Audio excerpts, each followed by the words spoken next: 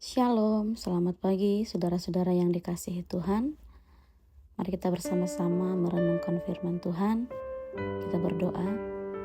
Bapa di surga, terima kasih Tuhan untuk kesempatan bagi kami hari ini untuk membaca dan merenungkan firman-Mu.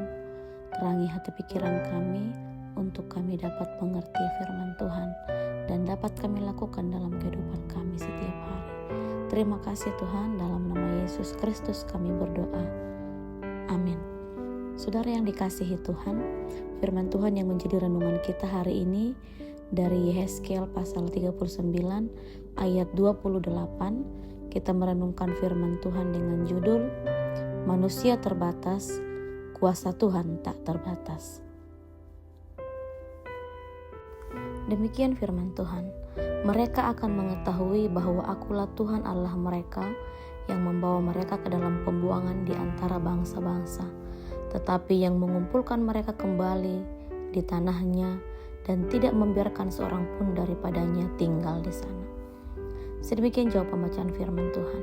Saudara yang dikasihi Tuhan, kita mungkin pernah mengalami situasi di mana kita merasa begitu putus asa, hati lelah, rencana yang gagal, atau keadaan yang tidak bisa kita kendalikan.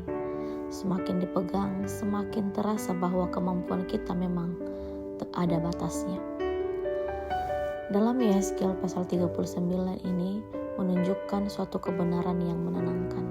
Kitab Yehezkiel ini ditulis dalam latar belakang sejarah yang kelam bagi bangsa Israel. Mereka berada di pembuangan Babel, sebuah kondisi di mana mereka kehilangan segalanya. Tanah air, bait Allah, kemerdekaan, dan harga diri. Dalam situasi ini, Israel dipaksa berhadapan dengan realitas yang pahit. Mereka sangat terbatas dan tidak berdaya. Namun justru di tengah titik rendah itulah, Yehezkiel mengumandangkan sebuah kebenaran yang radikal tentang siapa Allah.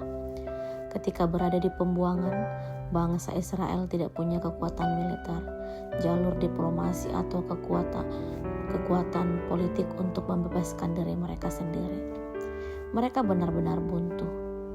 Seringkali kita pun berada di posisi yang sama. Kita diperhadapkan pada situasi hidup yang membuat kita sadar betapa terbatasnya diri kita. Kita terbatas secara kemampuan saat menghadapi penyakit yang belum ada obatnya. Kita terbatas secara hikmat saat keputusan-keputusan kita justru membawa kita pada masalah. Kita terbatas secara kendali saat keadaan ekonomi atau global berubah di luar prediksi kita.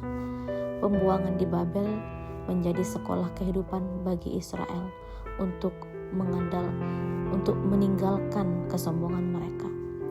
Sadar atau tidak, Tuhan kadang mengizinkan kita membentur tembok keterbatasan kita agar kita berhenti mengandalkan kekuatan kita sendiri. Kata "tetapi" dalam ayat di atas, kata ini menjadi pemisah antara ketidakberdayaan manusia dan kedaulatan Allah. Secara logika manusia, mengumpulkan kembali sebuah bangsa yang sudah terserak dan hancur adalah kemustahilan. Namun bagi Tuhan tidak ada kata mustahil. Kuasanya yang tak terbatas bekerja melampaui batas geografis, melampaui sistem politik imperium besar, dan melampaui keputusasaan umatnya. Luar biasanya, Tuhan berjanji tidak membiarkan seorang pun daripadanya tinggal di sana. Itu adalah jaminan tingkat akurasi dan kepedulian yang sempurna. Kuasanya yang tak terbatas mampu menjangkau hingga individu yang terpuruk. Mengapa Tuhan melakukan semuanya ini? Mengapa Dia mengizinkan mereka masuk ke batas akhir kemampuan mereka atau dalam pembuangan, lalu menyelamatkan mereka dengan kuasanya yang dahsyat? Jawabannya adalah supaya mereka tahu siapa Tuhan. Seringkali saat hidup kita berjalan lancar, kita cenderung melupakan Tuhan dan mendewakan kemampuan diri kita sendiri. Kita baru benar-benar mengenal Tuhan sebagai penyelamat, penyembuh, dan penyedia justru ketika kita berada di ujung kekuatan kita.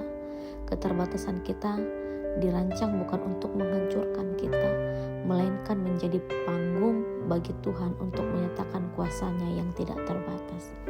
Saudara yang dikasihi Tuhan, mengakui bahwa kita terbatas bukanlah sebuah tanda kekalahan, melainkan awal dari iman yang sejati.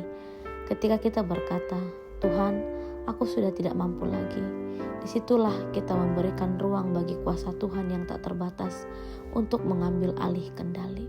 Jika hari ini kita merasa terjebak dalam pembuangan atau dalam masalah, entah itu pergumulan pribadi, pergumulan keluarga, finansial, atau beban mental, ingatlah Yesaya pasal 39 ayat 28 ini. Tuhan yang sanggup mengumpulkan Israel yang terserak adalah Tuhan yang sama yang sanggup merajut kembali serpihan hidup kita hari ini. Jangan fokus pada batas kemampuanmu, fokuslah pada kuasa Tuhan. Amin, mari kita berdoa. Bapa di surga, terima kasih ya Tuhan untuk kemurahan Tuhan yang memberkati kami pada hari ini. Kami sujud di hadapan-Mu dengan kesadaran penuh bahwa kami adalah manusia yang rapuh dan penuh keterbatasan. Terima kasih karena ketika kekuatan kami habis, kuasa Tuhan tidak pernah berubah dan tidak pernah habis. Peganglah tangan kami yang lemah ini ya Tuhan, dan tuntunlah kami keluar dari setiap masalah dan pergumulan kami. Biarlah melalui setiap proses ini, kami semakin mengenal-Mu sebagai satu-satunya perlindungan yang teguh dalam hidup kami. Dalam nama Tuhan Yesus Kristus kami berdoa. Amin.